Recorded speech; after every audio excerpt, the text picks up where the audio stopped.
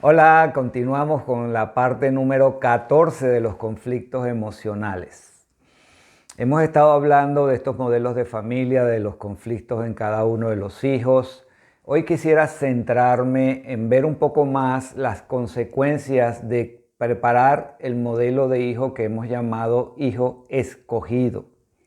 O sea, como se los indiqué, es el hijo que yo preparo para que se quede por lo general a cuidarme, que se quede conmigo. Me interesa que lo comprendan, que lo entiendan. Dos cosas fundamentales. Una es que la mayoría de todos estos procesos tienen que ver netamente con nuestros conflictos de manera inconsciente. Vamos a decir a favor de los padres que no es que lo hacen a propósito, sino que están dominados por una situación emocional de esos conflictos y ese inconsciente se impone y hace que se creen estos modelos. Recuerda que yo le he dicho mucho que esto tiene que ver con una relación de dos, donde 50% uno, 50% el otro. En el caso del hijo escogido, 50% del padre o la madre que selecciona a este hijo y el 50% le queda al hijo, que es el que escoge su modelo y lo acepta. Es importante comentar esto porque cuando hablamos y conocemos estas situaciones de los conflictos, pues hay un resentimiento natural en los hijos contra los padres por los maltratos, las agresiones, las culpas y todo eso. Y generalmente esto, en vez de ayudar a que cada quien entienda para resolver, que es la idea central, para solucionar estos conflictos, pues a veces lo que hace es incentivar más la distancia, la rabia, el rencor, y no es la idea. ¿Qué es lo importante entender? Vamos a partir de un principio fundamental que también ya lo mencioné. El arte fundamental que tienen los padres es el arte de manipular. Para ello hay muchas formas de hacerlo, pero tenemos tres áreas fundamentales de manipulación, que son el área de la culpa, el área del miedo y el área de la agresión. Independientemente de los modelos, pues los padres pueden usar uno u otro preferentemente o usan los tres. Entonces, ¿qué es lo que sucede? Ese hijo escogido que he preparado es un trabajo que he hecho desde que nace y lo he ido preparando a lo largo del tiempo hasta que ya veo que decide y lo mantengo allí siempre. Entonces, por ejemplo, hay varios modelos, vamos a hablar de los modelos más comunes y quisiera repetirle que es cultural, que tiene que ver con, no todos los países son así. Yo no me extrañaría que estos modelos los haya en todos los países porque esto es situación de conflicto, pero sí que es muy cultural de algunos países, algunas regiones, algunos modelos, ¿ok? Ok, trabajamos con la siguiente imagen.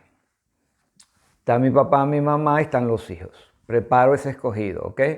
Llega un momento, generalmente pasa así, esto es el punto importante, que esta relación original de papá-mamá, por una cantidad de conflictos que van a ocurrir, se rompe, se separan, se divorcian. Entonces, ¿qué hace mamá o papá? Pero por lo general es muy femenino estos modelos, ¿ok? No tiene nada que ver con machismo femenino, sabe que yo no me meto con eso, pero vamos a hablar de esta generalidad. Entonces, ¿qué hace mamá? Ha preparado a este hijo para que ese hijo adquiera ahora el rol del papá. Ya me deshice del papá, ahora pongo a mi hijo para que adquiera el rol. Ese hijo puede ser el mayor, puede ser el del medio, puede ser el menor, puede ser una hija. Eso no tiene complicación ahorita con eso. Lo que interesa es el modelo. Entonces, me deshice del esposo, me divorcié, lo separo y agarro que este hijo que he estado preparando se coloque en lugar del esposo. Les voy a dar más o menos una idea. Es esta. Mamá, el esposo, nos deshacemos del esposo, agarro a uno de los hijos y lo coloco en lugar del esposo. ¿Qué sucede? Ese hijo escogido pues tiene que encargarse de cuidar a los hermanos, tiene que encargarse de cuidar a la mamá, de estar en el rol de esposo en el sentido de acompañar a la mamá a todas las cosas, de hacer diferentes situaciones emocionales que le corresponderían a ese esposo que ya desapareció. Entonces, ese es un primer modelo típico, que es muy frecuente. Otro de los modelos más frecuentes que hay de este hijo escogido, generalmente, me van a perdonar otra vez, no tiene nada que ver con lo femenino o lo masculino, generalmente mamá va a llegar igual, va a llegar un momento en que se deshace del esposo.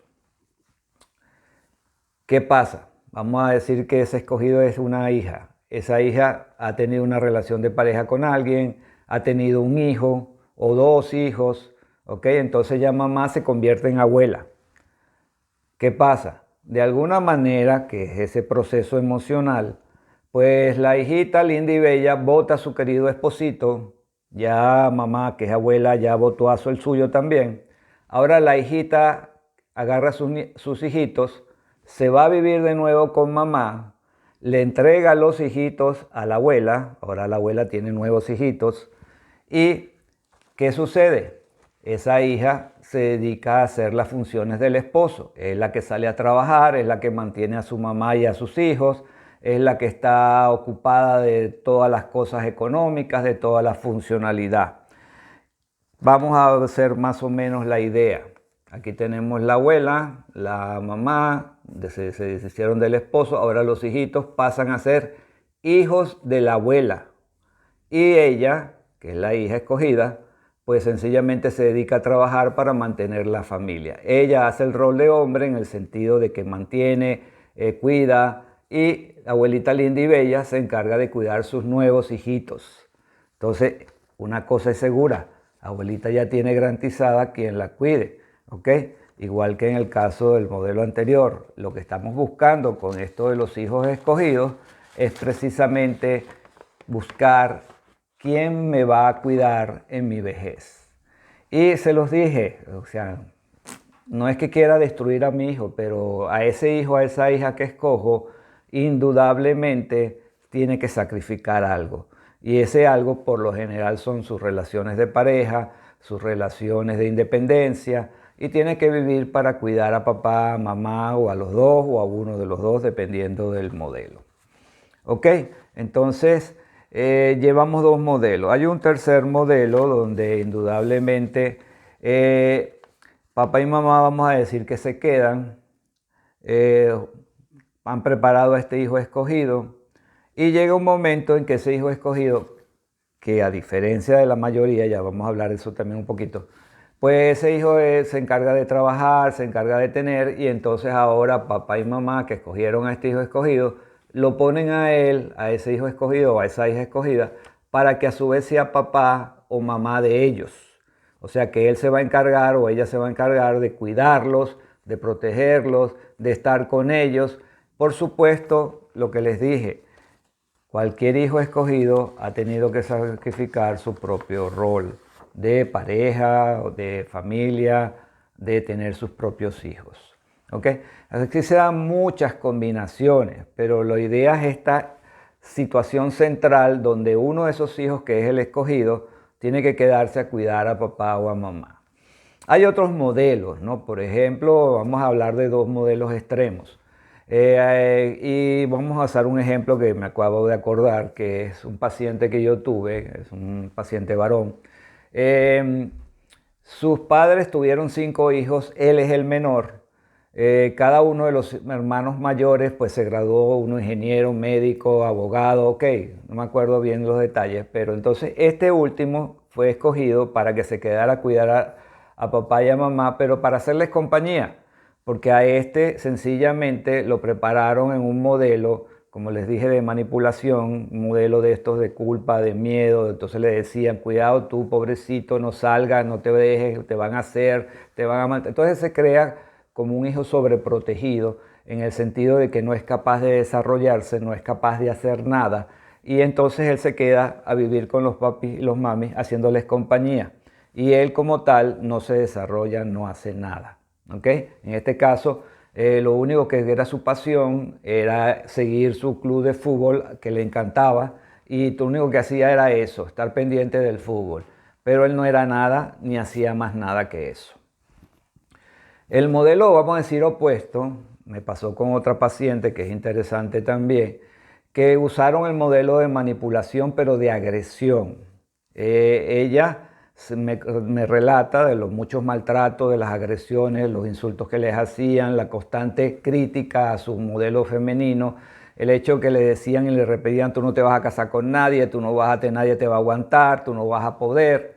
Entonces hay una serie de mensajes negativos que la llevan a no poder tener un modelo de pareja, nunca tuvo una pareja, pero se queda a cuidar a papá y a mamá. Ella se gradúa, tiene un buen puesto, tiene un buen trabajo, buenos ingresos, y entonces ella es la que cuida en principio a los hermanos que eran menores y a papá y a mamá. Y aún en día que ya los hermanos menores crecieron y son independientes, ella siempre está pendiente de ellos, siempre los cuida y está cuidando siempre a papá y a mamá.